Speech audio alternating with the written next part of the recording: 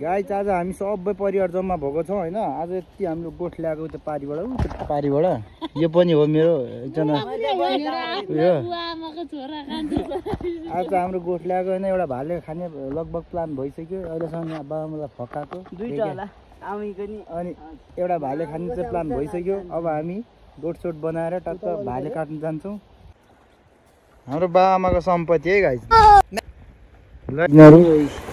यो फेरि लास्ट खतरा बोका छ अरे मानिए नि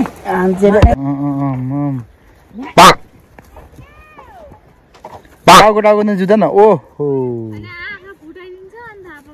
टाउको जुत्दा त एकचोटि टाउको जुत्दा न।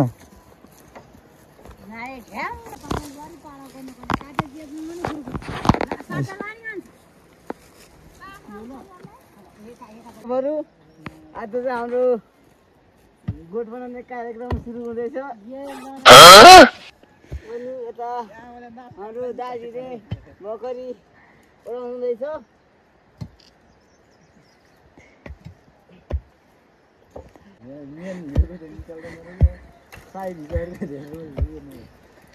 साइड हिरोले नै खतरा हुन्छ या। अनि अलि सिक्नु पर्छ एकदम। त्यो क्याप लगाएको चाहिँ मम त्यो मिलाइसियोस् त। यता हेर्नु होला बाख्रा गयो बिनहरू। यता बकरी एउटा धेरै सिप्न ल झिकाएर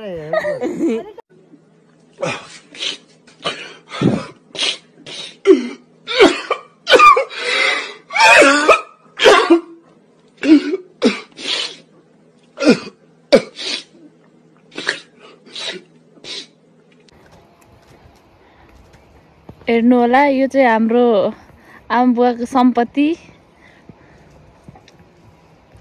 अनि फाइनल दर्शक बिना हाम्रो गोठ चाहिँ रेडी भइसकेको छ। के हो रे यो हाम्रो बाबाआमाको एक्ली छोरी।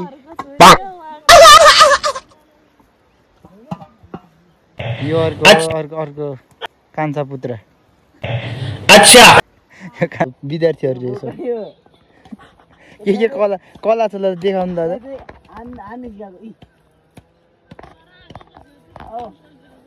के हो यो शिष्यको नाम चाहिँ?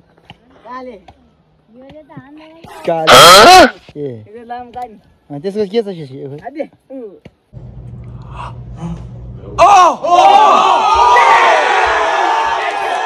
फेरि भन्छ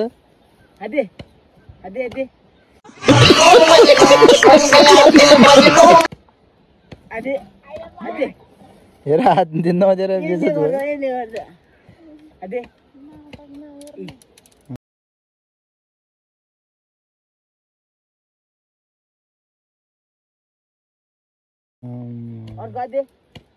अर्को गालामा मै खा भन् त।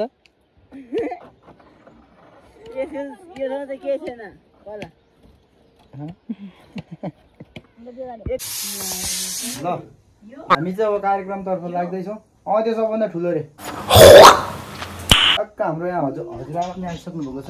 हेलो भन्नु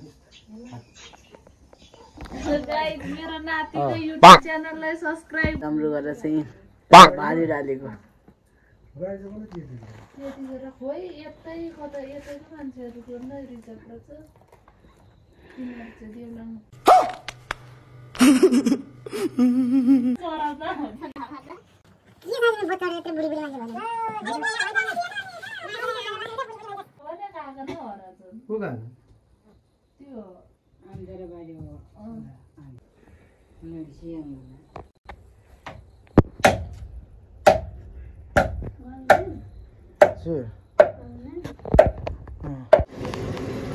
खाना अलिकति यति उयो आमा हालिदिनुलाई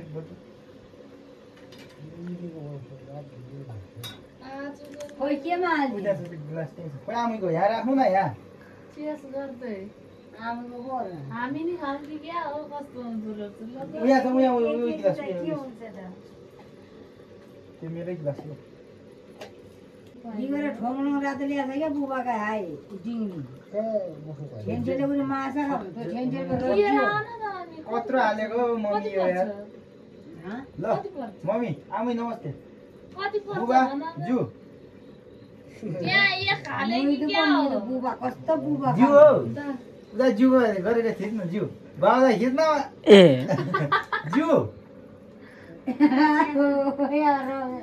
मम्मी भाग्यमानी हुनु मेरो छोरा ल बियर खाने नहुनु त्यहाँ आइला ल ल आइला सोध्नु म मामै अम्मो अम्मो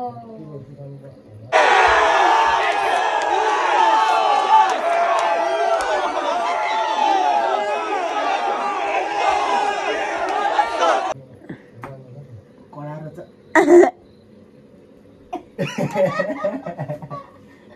भाइजी आमै हाम्रो तरकारी भालेको मासु पाइसकेको छ हामी भालेको मासु खानु लाग्यो अब हाम्रो हुन्छ त्यहाँ राख्नु न यो चाहिँ मेरो भएको अरे अब खानु लाग्यो हामी त यो पनि खाँदैछौँ यो